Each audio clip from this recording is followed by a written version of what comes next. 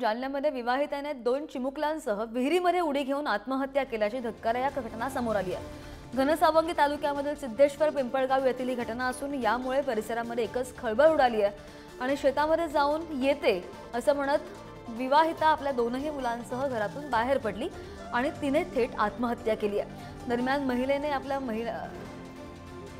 मुलांना घेऊन आत्महत्या का केली हे अद्यापही समजू शकलेलं नाहीये। बातमी पाहतोय जालन्यामधून।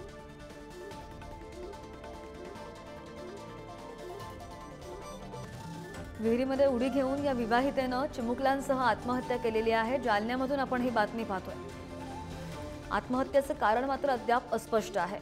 जालन्यामध्ये विवाहितेने 2 चिमुकल्यांसह विहिरीमध्ये उडी घेऊन आत्महत्या केल्याची धक्कादायक घटना समोर आली आहे। घनसावंगी तालुक्यामधील सिद्धेश्वर पिंपळगाव इथं ही घटना घडलेली आहे आणि त्यामुळे परिसरामध्ये एकच खळबळ उडाली आहे। शेतामध्ये जाऊन येते असं म्हणत विवाहिता आपल्या 2ही मुलांसह घरातून बाहेर पडली आणि तिने थेट आत्महत्या केल्याचं समोर आलंय, उघडकीस आलंय। दरम्यान महिलेने आपल्या 2ही मुलांना घेऊन आत्महत्या का केली हे अद्यापही समजू शकलेलं नाहीये।